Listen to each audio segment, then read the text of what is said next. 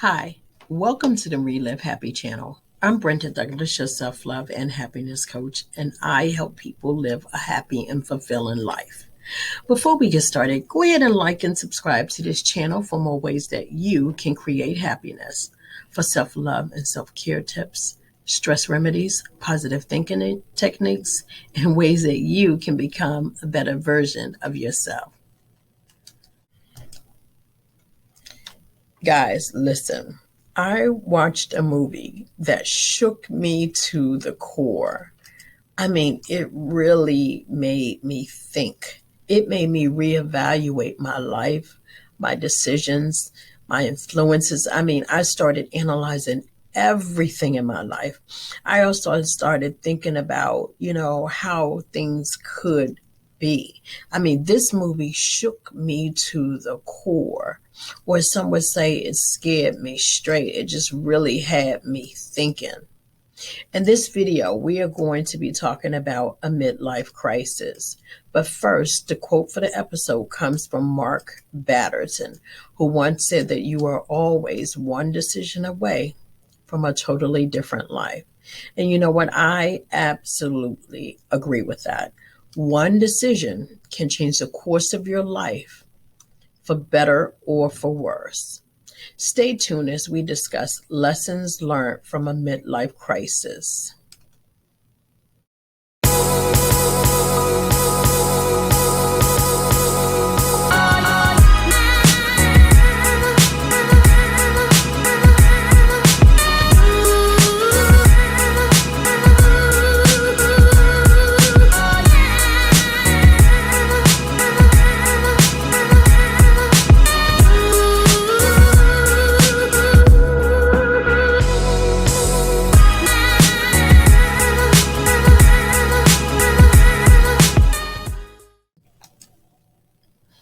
Hello and welcome back. I'm Brenda Douglas, your self-love and happiness coach, and our affirmation for this episode is, I believe in my decisions and I trust my intuition. Okay, now just like with every episode, we are going to say that 3 times, okay? And I want you to say it like you mean it, okay? I believe in my decisions and I trust my intuition. I believe in my decisions and I trust my intuition. One more time. I believe in my decisions and I trust my intuition. All right, great job. Now listen, your self-love exercise for this episode is to list 3 of your strengths. And then I want you to list 3 of your weaknesses. Now, you're listing your strengths so you can know what to focus on, and then you need to build those things, okay, to make you more of an asset, okay? So again, list 3 of your strengths. And then the other thing again is to list 3 of your weaknesses. Now, I know that some of us don't like to acknowledge, the dark side, but you know what? You need to know what to work on so that you can become a better version of yourself, okay? So I want you to list 3 of your weaknesses and be extremely honest, okay?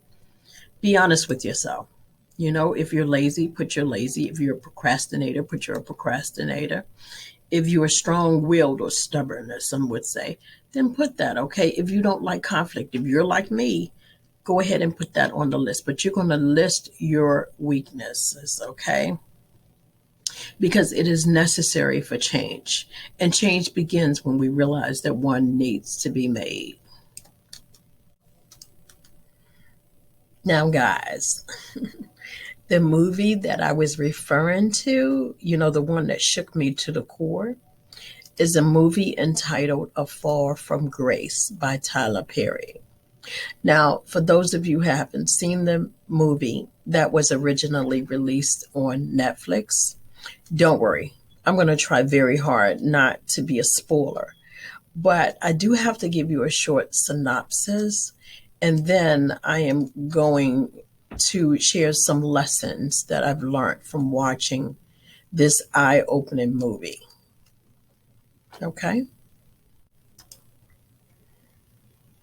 Okay, so One of the main characters of this movie is her name is Crystal Fox. She also plays in the Haves and Have Nots. And so she's a middle-aged woman who would appear to have her life all together, guys. She has a professional career. She's a manager at this financial institution, all right? And she drives a luxury car. She has a single family home that is paid in full, okay? She doesn't look overweight, so she might be a little healthy, okay? She is soft spoken, so she's obviously humble and has self control. And her son is independent in college, and he no longer lives at home, okay? So obviously, she had worked really hard to build a comfortable life. And it appeared as though she would want for nothing. But there is one thing that she didn't have. You know, can you guess? There is one thing that she did not have, and that is a man. So she had the so-called friend, right, who kept putting a little buzz in her ear and telling her that she needed a man in her life. Y'all know how it goes, you know. I'm sure that you single folks can relate to this. Having a friend or a family member constantly plant that seed and remind you that you're still single and you don't have a man, as if being without a man is something wrong. There's something wrong with that, or something wrong with you. You know what I mean? At every family function, you always have this one who will blatantly ask you, where's your man? When are you going to get married? Or they try to set you up on a blind date, okay? And even if you didn't feel it before, somehow you suddenly feel alone or even inferior. Now, when we were young, you would tell yourself, oh, it's no big deal. I'm not in a hurry. I have all the time in the world. So you're not really thinking about it, really. It's not a priority, I should say. But when you hit that middle age and that clock is steadily ticking, now that's a different story. Because you see, you have had experiences, you have met people, and you know what you want. But there is no man or woman in sight right now. Some of you can really relate to this. And if that is you, then I want to hear from you. Go ahead and comment in the section below some of your experiences, okay? So anyway, this so-called friend introduces her to a man. He comes into her life and he sweeps her off of her feet. He is a distraction. Oh, he's a good distraction. He showers her with compliments, surprises her with flowers and gifts. He gives her time and attention. He seems to be the man of her dreams. Now, listen, without giving away the plot, let's just say that this dream becomes a nightmare just a few nights after they get married. And her life does this downward spiral. And I hate to tell you this, but she loses everything that she had worked so hard to gain. Some of you can really relate to this. And if that is you, then I want to hear from you. Go ahead and comment in the section below some of your experiences, okay? So anyway, this so-called friend introduces her to a man. He comes into her life and he sweeps her off of her feet. He is a distraction. Oh, he's a good distraction. He showers her with compliments, surprises her with flowers and gifts. He gives her time and attention. He seems to be the man of her dreams. Now, listen, without giving away the plot, let's just say that this dream becomes a nightmare just a few nights after they get married. and her life does this downward spiral. And I hate to tell you this, but she loses everything that she had worked so hard to gain. Now, again, I'm not going to go into details of everything he put her through and what happened between them because I don't want to give away the movie, okay? But there are some lessons to be learned from this experience and from watching this movie, okay? The first lesson is one seemingly innocent decision or desire to get married can change the course of your life forever. I don't need to tell you that, okay? Okay, the next thing is being single. Listen, being single is not a curse. So often we let other people convince us that we need something or someone instead of us just enjoying the benefits or the advantages of being single, okay? Being single is not a curse, okay? The other lesson is to never let other people make decisions for your life. Guys, it is your life. Your life is your responsibility, okay? So don't let other people make decisions for you, okay? You can be happy whether you are in a relationship or not. That kind of coincides with the other one because being a single is not a curse. But you can be happy whether you are in a relationship or not, okay? The other lesson is that some people believe in you, guys, even when you don't believe in yourself. Do you know there are people sitting on the sidelines rooting for you? Okay, they believe in you. And listen, one little trick I've learned is that if you don't believe in yourself, draw from their belief. Draw from their belief and then take it and run with it, okay? Some people have invested time in you and they need to see success, okay? So be that success, okay? The other lesson is that some people are not always who they say they are.